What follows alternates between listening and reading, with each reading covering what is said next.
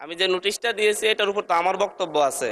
ব্যক্তিগতভাবে এটা এত বেশি এ, হুমকির মুখোমুখি হতে হচ্ছে। মাননীয় স্পিকার, আমি আসলে নির্বাচনের আগ থেকেই আপনারা জানেন আমি যে অঞ্চলে জন্ম নিয়েছি সেই অঞ্চলে একটি দ্বীপাঞ্চল, এবং যেখান থেকে ইলেকশন করেছি সেই জায়গায় ভূমিদস্যু জলদস্যুদের উৎপাত অনেক বেশি। এটা ধারাবাহিকভাবে গত পরশু আমি হাতিয়া থেকে আসার সময়ও প্রশাসনিকভাবে এবং বিভিন্ন মারফতে জানতে পেরেছি। আমি যে ফেরিতে করে আসতেছিলাম আমার উপর আক্রমণের জন্য ডাকাত দল প্রস্তুতি নিয়েছিল, তারপরে প্রশাসনের সহযোগিতা আমি সেখান থেকে এসেছি। এর আগেও আমি 2বার আক্রমণের শিকার হয়েছি, নির্বাচনের সময় 3বার আক্রমণের শিকার হয়েছি। আমার পক্ষে যারাই কোনো কথা বলে, এমনকি মসজিদে আমার জন্য দোয়া করেছে, সেই মসজিদের ইমামকে মসজিদের ভিতর থেকে বের করে এনে প্রচণ্ডভাবে তার উপর হামলা করা হয়েছে, এবং তাকে আজকে প্রায় 1.5 মাস ধরে তাকে চিকিৎসা নিতে হচ্ছে।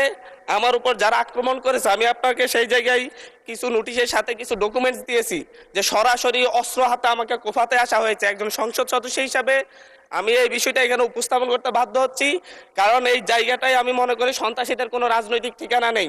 প্রতিনিয়ত বিভিন্ন একটি রাজনৈতিক দলের পদধারী এবং বিভিন্ন ক্ষেত্রে পূর্বের ফ্যাসিবাদী লোকজন তারা সরাসরি ফেসবুকে থেকে একটি রাজনৈতিক সংগঠনের এখনকার শেল্টারে থেকে ফেসবুকে ভিডিও আকারে আপনারা যদি তদন্ত দেন, তদন্তে আমরা রিপোর্ট পেশ করব, ভিডিও দিব, এবং প্রত্যেকটা রেকর্ড আমাদের কাছে আছে যে তারা কিভাবে আমাকে হত্যার হুমকি দিচ্ছে, এলাকায় ঢুকতে না দেওয়ার হুমকি দিচ্ছে। আমি তো আমার যেই এলাকা যেখান থেকে আমি নির্বাচন করছি সেই এলাকায় আমাকে নিরাপদে যাওয়ার ব্যবস্থা করতে হবে, নিরাপদে আমাকে থাকার ব্যবস্থা করতে হবে, আমার সাথে যারা নেতাকর্মীরা চলাচল করবে তাদের নিরাপত্তা দিতে হবে।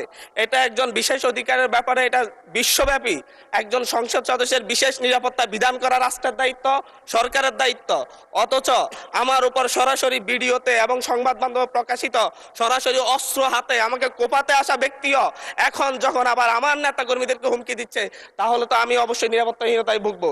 তো এই ব্যাপারটা অবশ্যই গ্রহণ করে আমি মনে করি একটা তদন্তে পাঠানো দরকার, সংসদীয় তদন্ত হতে পারে, এবং কারা এই ব্যাপারে আমাদেরকে, আমি সহ আমার নেতাকর্মীদেরকে কিভাবে হত্যার হুমকি দিয়ে এবং এখন এলাকায় থাকে সরাসরি আক্রমণ করে, এমনকি আমার উপর আমার নিরাপত্তা দিতে যাওয়া পুলিশের উপর আক্রমণ হয়েছে। নট এ সিঙ্গেল আসামি অ্যারেস্ট হয়েছে।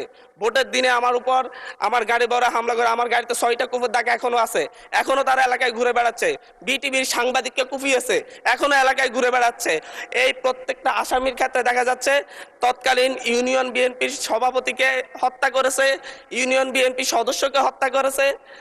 এই ধরনের হত্যা মামলার আসামিরা, এই ধরনের হত্যা মামলা, আমি আমার বিশেষ নিরাপত্তার বিধিতে কথা বলতেছি, আপনাদের উপরে হামলা হতে পারে এইভাবে না। না মাননীয় স্পিকার, এটা একেবারে মাননীয় সদস্য, আমি আমার নিরাপত্তার কথা বলছি, আমি কনসার্ন জানাচ্ছি। এবং আমার উপর যদি পরের বার আক্রমণ হয় সেটাকে ট্রেজারি বেঞ্চ থেকে দায়িত্ব নিবে কিনা এটা তাহলে বলুক যে আমরা দায়িত্ব নিব, আমরা সরকারের দায়িত্ব আছে, পরেরবার যদি আপনার উপর আক্রমণ হয় আমরা দায়িত্ব নিব। আমি বসে যাচ্ছি, আর নয় বলতে হবে যে যারা এই সন্ত্রাসী কার্যক্রম করে তাদেরকে আইনের আওতায় আনবো আমরা। মাননীয় সদস্য, এখন একটু শুনেন। এটা আমার হাহাকারও বলতে পারেন, কারণ আমি মামলা দিয়ে জিডি করে এখন পর্যন্ত মাননীয় সদস্য প্রতিকার পাচ্ছি না, যার কারণে আমাকে সংসদে বলতে হচ্ছে। একটু শুনুন দয়া করে। আপনার নোটিশটা পেয়েছি এবং আপনি বসেন দয়া করে, অসুবিধা নেই। আপনার নোটিশটা পেয়েছি, যথাযথ নিয়মে নোটিশটা আমরা ডিসপোজড অফ করেছি। আমি চেয়েছিলাম মাননীয় স্বরাষ্ট্রমন্ত্রী উপস্থিতিতে এটা করার জন্য, স্বরাষ্ট্রমন্ত্রী যেহেতু নেই যে কারণে নোটিশটা নিষ্পত্তি করেছি। ওকে, উনি যেহেতু এসছেন বোধহয় মাত্রই ঢুকেছেন, আমিও খেয়াল করিনি, হয়তো 1 মিনিট সময় দিলে উনি নোটিশটা সম্পর্কে বুঝতে পারবেন। Let us give him time to consume the notice. মাননীয় স্বরাষ্ট্রমন্ত্রী, আমি আবার একটু রিপিট করছি, মাননীয় সংসদ সদস্য জনাব হান্নান মাসউদ, তিনি 164 বিধিতে একটা নোটিশ দিয়েছেন, 164 বিশেষ অধিকার প্রশ্নে একটা নোটিশ দিয়েছেন। সেইখানে আপনি যেহেতু এসছেন, আমরা একটু সময় নিয়ে আবার নোটিশটা পড়ি, তাহলে হান্নান মাসুদ সাহেবকে অ্যাড্রেস করা যাবে। উনার নোটিশের বক্তব্য হচ্ছে, বাংলাদেশ জাতীয় সংসদের একজন সদস্য হিসাবে আমার জান মাল সম্মান এবং মর্যাদা রক্ষা করা মহান জাতীয় সংসদের দায়িত্ব বলে আমি মনে করি। এটি আমার বিশেষ অধিকার ও বটে। বিগত 25 ফেব্রুয়ারি 2026 ইংরেজি তারিখে নির্বাচন পূর্ববর্তী ও পরবর্তী সহিংসতায় ক্ষতিগ্রস্ত পরিবারকে দেখতে গেলে আমার গাড়িবহরে আমাকে হত্যার উদ্দেশ্যে সন্ত্রাসী হামলা চালানো হয়, যার প্রতিবাদে জামায়াত, এনসিপি সহ বিভিন্ন রাজনৈতিক দল বিবৃতি প্রদান করে।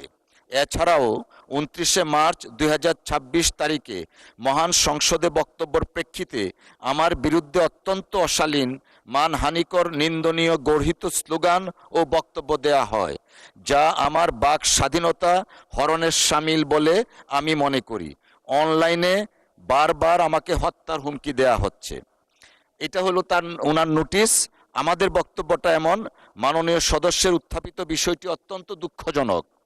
কোনো সংসদ সদস্যের উপর বা যে কোনো ব্যক্তির উপর এরূপ হামলা অনাকাঙ্ক্ষিত, তবে বিষয়টি সাম্প্রতিক কোনো নির্দিষ্ট বিষয়ের মধ্যে সীমাবদ্ধ নয়। এছাড়াও মাননীয় সদস্যের বিরুদ্ধে কে বা কারা এই ধরনের বক্তব্য দিয়েছেন তা নোটিশে স্পষ্ট নয়।